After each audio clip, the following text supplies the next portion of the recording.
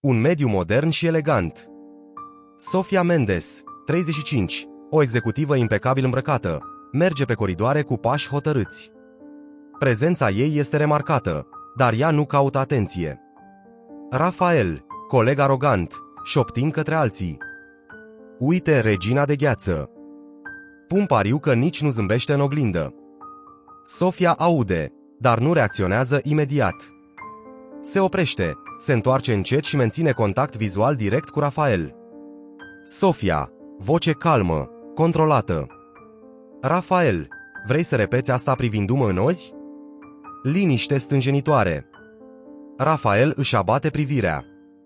Rafael, bâlbâind. Eu doar glumeam. Sofia. Înțeleg. Sofia nu zâmbește, nu explică. Pur și simplu pleacă, lăsând disconfortul în aer. Sofia prezintă un proiect în sala de ședințe. Marcos, director veteran, o întrerupe constant. Marcos. Sofia, dragă, asta s-a mai încercat. Poate ar trebui să... Sofia se oprește complet din vorbit. Își scoate ochelarii încet, îi așează pe masă. Liniștea se prelungește. Sofia, după 10 secunde de tăcere. Marcos, preferi să prezinți tu în locul meu? Marcos.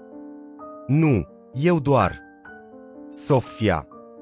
Atunci voi continua când vei termina de a mă întrerupe. Ea nu reia imediat. Lasă liniștea să atârne. Când în sfârșit continuă, vocea ei este mai joasă, mai controlată. Toți se apleacă să asculte. Rafael se apropie de Sofia cu o cafea, încercând să fie prietenos. Rafael. Sofia. Ți-am adus o cafea. Îmi pare rău pentru ieri, eu. Sofia se uită la cafea, apoi la el nu o ia. Sofia. Mulțumesc, Rafael. Trece pe lângă el fără să accepte oferta. Rafael rămâne pe loc, confuz. Carla, asistenta, intră nervoasă. Carla. Sofia, Marcos spune tuturor că ești greu de lucrat cu tine. Sofia nu își ridică privirea de la computer. Sofia. Și tu ce crezi, Carla? Carla. Cred că oamenii se tem de tine acum. Sofia, în sfârșit privind la Carla. Frica sau respect? Carla. Care e diferența? Sofia. Frica e temporară. Respectul e permanent. Sofia intră în ședința executivă. Conversațiile se opresc treptat. Se așează fără să salute pe nimeni, în afară de un gest politicos. C.O. Anders. Sofia, vrem părerea ta despre strategia de expansiune. Sofia vorbește doar 2 minute.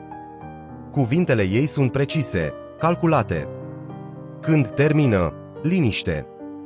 C.O. Anders.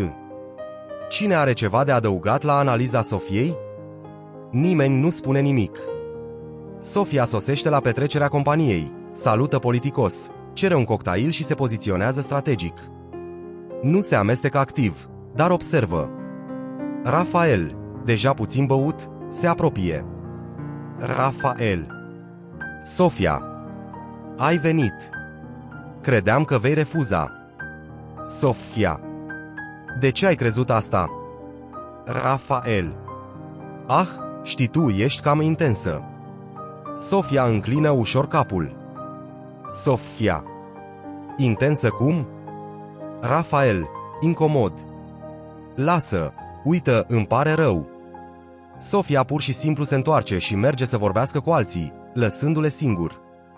Marcos se apropie de biroul Sofiei. Marcos.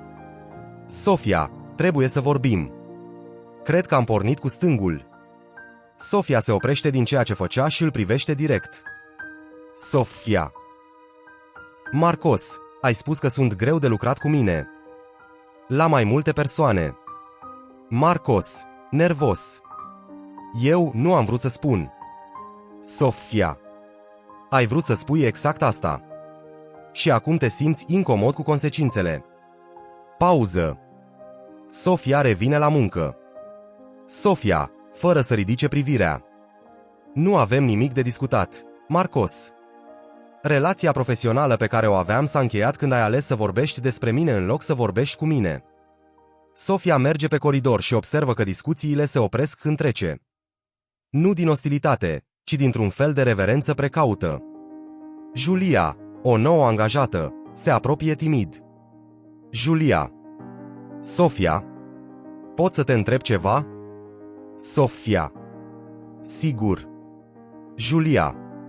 Cum faci asta? Sofia. Ce anume? Julia. Toată lumea te respectă.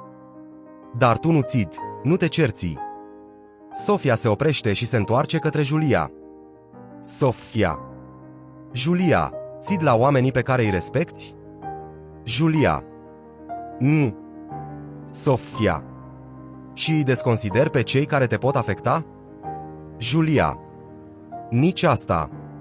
Sofia. Atunci deja ai înțeles principiul. Sofia a fost promovată. Își prezintă noua echipă. Sofia. Am doar 3 reguli: comunicare clară, muncă de calitate și respect reciproc. Ea privește direct către Rafael și Marcos în public. Sofia, continuând. Cine nu poate urma aceste reguli nu va avea a doua șansă să învețe. Nu pentru că sunt crudă, ci pentru că îmi respect prea mult timpul și pe al vostru ca să pretind că anumite atitudini sunt acceptabile.